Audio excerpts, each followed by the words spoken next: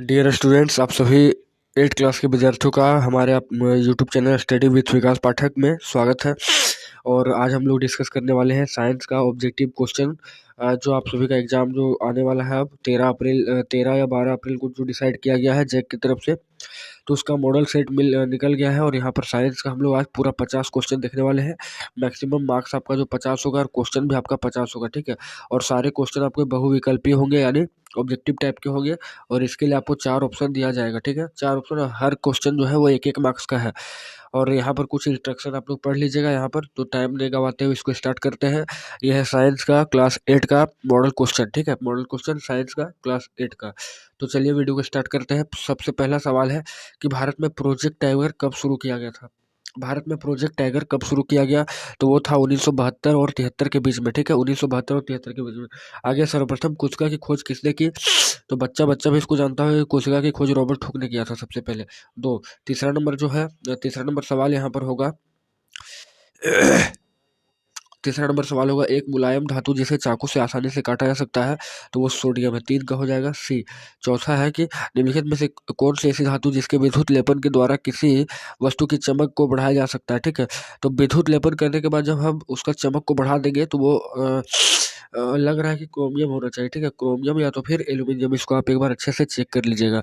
आगे 5वां नंबर है, संचरणीय रोगों का सबसे मुख्य कारक कौन सा है, तो संचरणीय रोग बढ़ाने में सबसे मुख्य कारक होते हैं घरेलू मक्खी। नेक्स्ट सवाल होगा, निम्न में कौन सा जंतु जरायुज है, तो जरायुज किसे कहते हैं, जो अपने जैसे जीव को ही जन्म देता है, तो ऐसा कौन है, तो एक मनुष्य होगा, ठीक है, जरायुज। आगे 7वां, शुष्क मौसम में बालों की कंघी करने पर वह बिखर जाता है, इसके लिए कौन सा बल उत्तरदायी होता है, तो 7वां का हो जाएगा आपका बी नंबर, स्थिर वैद्युत बल, ठीक है, स्थिर वैद्युत बल। आगे 8वां नंबर है, निम्नलिखित में से किस ईंधन का उष्मीय मान सबसे अधिक होता है, निम्नलिखित में से किस ईंधन का उष्मीय मान सबसे अधिक होता है, तो वो हो जाएगा एलपीजी, लिक्विफाइड पेट्रोलियम गैस। आगे है कि इनमें कौन सा गुणसूत्र शिशु के नर लिंग निर्धारण करता है, मतलब कि लड़का होगा, तो ठीक है। तो एक्स और वाई जो है वो आपका क्या करता है, लड़का होने का निर्धारण करता है। 10वां नंबर सवाल है कि मानव नेत्र में वस्तु का प्रतिबिंब किस भाग पर बनता है, तो रेटिना, या तो फिर इसको हिंदी में बोलते हैं दृष्टि पटल, ठीक है। 10 का हो जाएगा ए। आगे है आगे 11वां नंबर है कि खरीफ फसल का उदाहरण कौन है, तो खरीफ फसल का उदाहरण निम्न में से यहाँ पर धान हो जाएगा। आगे सौर परिवार में कितने ग्रह हैं, तो सौर परिवार में अभी वर्तमान में 8 ग्रह हैं, ठीक है। बुध, शुक्र, पृथ्वी, मंगल, शनि, बृहस्पति, यूरेनस और नेपच्यून। आगे घर्षण हमेशा कैसा होता है, हानिकारक होता है कि लाभदायक होता है, ना हानिकारक और ना लाभदायक, और कुछ मामले में हानिकारक तो कुछ मामले में लाभदायक। तो हानिकारक जो होता है कुछ मामलों में हानिकारक भी होता है घर्षण, और कुछ मामले में घर्षण लाभदायक भी होता है। तो 13 का हो जाएगा डी। 14वां नंबर सवाल है, पैराशूट बनाने में किस रेशे का इस्तेमाल किया जाता है, ठीक है। 14 नंबर सवाल जो है बोला पैराशूट बनाने में किसका इस्तेमाल किया जाता है, तो वो होता है नायलॉन, ठीक है। तो 14 का आंसर हो जाएगा बी। आगे मानव के कानों की श्रव्यता परास क्या होती है, तो श्रव्यता परास जो होती है मानव के कानों की, वो हो जाती है आपका यहाँ पर 15 का हो जाएगा ए नंबर, यानी 20 हर्ट्ज से लेकर 20,000 हर्ट्ज तक, ठीक है। 20 हर्ट्ज से लेकर 20,000 हर्ट्ज तक। आगे आगे यहाँ पे है सवाल, 16 नंबर, किस यंत्र के उपयोग से भूकंप की तरंगों की रिकॉर्ड किया जाता है, तो भूकंप को मापने के लिए हम लोग रिक्टर पैमाने का रिक्टर स्केल का उपयोग करते हैं, ठीक है, रिक्टर स्केल का। आगे विश्व तापन का प्रमुख कारण कौन सा है, तो 17 नंबर का हो जाएगा डी, कार्बन डाइऑक्साइड की बढ़ती मात्रा यहाँ पर, ठीक है। इसमें जो ऑप्शन दिया गया है 17 नंबर का, तो 17 का हो जाएगा डी, कार्बन डाइऑक्साइड की बढ़ती मात्रा। 18वां नंबर है, संकटापन्न प्रजाति कौन है, तो संकटापन्न प्रजाति अभी बाघ है, ठीक है, बाघ जो काफी ज्यादा संकट में है। आगे जंतु कोशिका में क्या उपस्थित होता है, तो जंतु कोशिका में कोशिका भित्ति नहीं होती, जबकि पादप कोशिका में कोशिका भित्ति होती है, जो उसको एक सुरक्षा कवच प्रदान करती है। आगे जल के शुद्धिकरण में किस धातु का उपयोग करते हैं हम लोग, तो विरंजक चूर्ण का उपयोग करते हैं, तो उसका रासायनिक सूत्र होता है CaCaO ठीक है। तो Cl2 यानी क्लोरीन का उपयोग यहाँ पर किया जा रहा है, ठीक है, क्लोरीन का।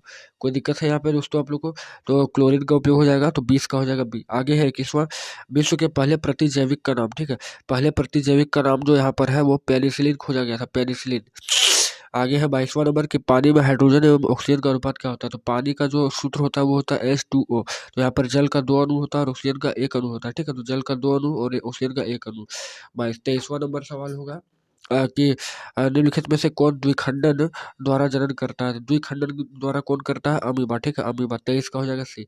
24वां नंबर है, द्रव का दबाव गहराई बढ़ने से क्या होता है, 24वां नंबर पूछा है, द्रव का गहराई बढ़ने से क्या होता है, तो गहराई बढ़ने से उसका दबाव जो है वो द्रव का दबाव गहराई बढ़ने से बढ़ता है, ठीक है। द्रव जितना भी अंदर जाएगा उसका दबाव उतना ही बढ़ेगा।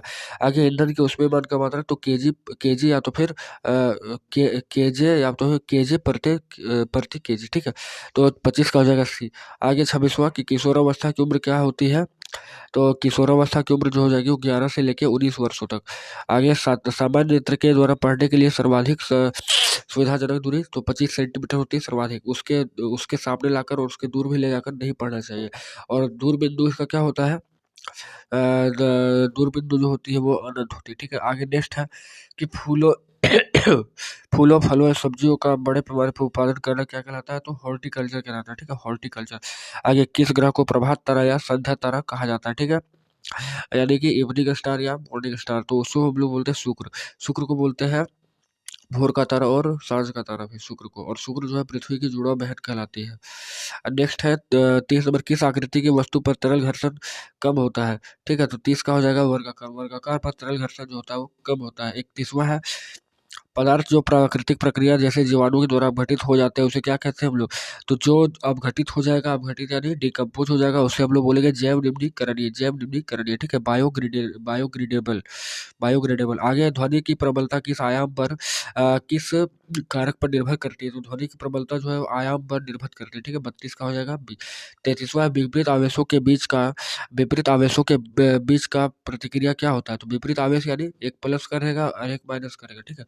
एक प्लस और एक माइनस का जब दौड़ाएंगे आगे पीछे तो ये आकर्षण हो जाएगा, और अगर एक प्लस और दूसरा प्लस लेके तो ये आगे पीछे चला जाएगा, ठीक है। यहाँ से अगर इसको ऐसे करेंगे तो ये इधर चला जाएगा, लेकिन माइनस और प्लस वाला क्या करेगा, एक तरफ अट्रैक्ट हो जाएगा, तो इसको हम लोग बोलते हैं आकर्षण।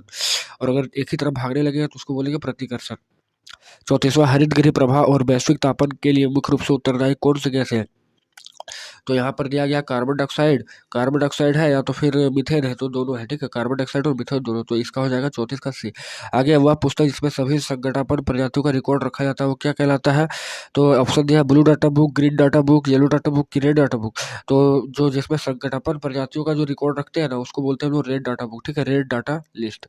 आगे है निम्न में कौन सा ऊर्जा जीवाश्म ईंधन है, तो जीवाश्म ईंधन जो होता है जीवों के अवशेष से बना हुआ, तो वो क्या है यहाँ पर, तो कोयला है, जीवाश्म ईंधन कोयला। तो 36 का हो जाएगा डी। 37वां नंबर सवाल यहाँ पर होगा कि कोशिका में कोशिका द्रव के बीच खाली संरचना होती है जिसे क्या बोलते हैं, तो जिसे हम लोग रिक्तिका कहते हैं, ठीक है, रिक्तिका।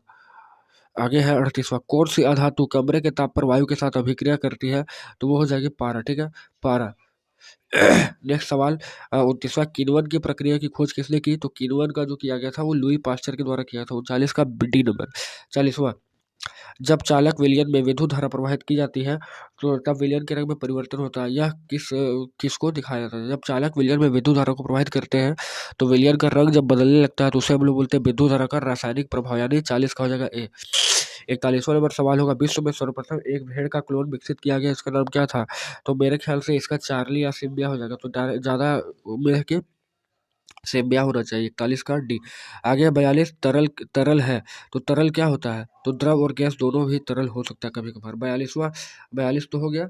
43वां जो है यहाँ पे 43वां नंबर जो है उसका सवाल देखेंगे कि विद्युत उपकरणों में लगी आग बुझाने के लिए सबसे अच्छा अग्निशामक कौन है, ठीक है। तो 43 का हो जाएगा सी या डी दोस्तों, ठीक है, पेट्रोल या तो फिर तेल हो सकता है, या तो कार्बन डाइऑक्साइड भी हो सकता है, इसको आप लोग एक बार चेक कर लीजिएगा। मेरे ख्याल से इसको हम लोग कार्बन डाइऑक्साइड यानी तेल दे देते हैं दोस्तों, ठीक है, तेल। आगे है कि लड़कों के गले के सामने उभरा हुआ भाग क्या कहलाता है, तो उसे बोलते हैं हम लोग एडम सेप्पल या तो फिर कंठबनी। 44 का ए। 45 नंबर सवाल है, श्वेत प्रकाश, सूर्य के प्रकाश में कितने रंग होते हैं, तो अगर सूर्य का प्रकाश देखेंगे तो उसमें 7 कलर होता है, ठीक है, 7 कलर होता है। तो ये हो जाएगा 45 का डी। 8वां, एक स्थान पर एक ही प्रकार के बड़ी मात्रा में उगाए गए पौधे को क्या बोलते हैं, तो उसको हम लोग फसल बोलते हैं। 46 का हो जाएगा बी। 47वां, खगोलीय पिंड के बीच की दूरी को मापने की इकाई, तो ये होता है प्रकाश वर्ष। दो खगोलीय पिंड होता है उसका बीच का दूरी मापने के लिए हम लोग प्रकाश वर्ष का यूज करते हैं, ठीक है। और प्रकाश वर्ष का सबसे बड़ा जो ऊंचाई ये होता है यूनिट, उसको पारसेक कहा जाता है। आगे घर्षण चिकने सतहों की अपेक्षा रुखड़े सतहों पर, ठीक है, रुखड़े सतहों पर क्या होता है, अधिक होता है, रुखड़े सतह पर घर्षण अधिक होता है। नेक्स्ट है 49, निम्न में कौन प्राकृतिक बहुलक है, प्राकृतिक बहुलक यानी क्या दिया गया ऑप्शन में बोला है पॉलिएस्टर, सेलुलोज, एक्रेलिक और नायलॉन। तो 49 का हो जाएगा यहाँ पर बी सेल्यूलोज, ठीक है, सेलुलोज। और लास्ट सवाल होगा 50वां नंबर, 50वां नंबर सवाल हुआ है, जो ध्वनि सुनने में अप्रिय लगती है उसे क्या बोलते हैं? तो जो ध्वनि सुनने में बहुत ही खराब लगती है उसे हम लोग शोर बोलते हैं, नॉइज़, ठीक है। तो ये रहा आपका एक नंबर से लेके 50 नंबर ऑब्जेक्टिव सवाल का यहाँ पर मॉडल सेट 1 क्लास 8 और ये है साइंस का। तो इस प्रकार से मेरे चैनल पर बने रहिए, जल्द ही आपको 8 क्लास का, 9th क्लास का और 11th क्लास का सब का मॉडल सेट आपको दिया जाएगा और हर एक सब्जेक्ट का दिया जाएगा दोस्तों। तो चलिए मिलते हैं नेक्स्ट वीडियो में, इसी तरह से चैनल को सब्सक्राइब कीजिए और study with Vikas Pathak YouTube channel को सपोर्ट कीजिए दोस्तों। चलिए मिलते हैं नेक्स्ट वीडियो में, तब तक जय हिंद, जय भारत।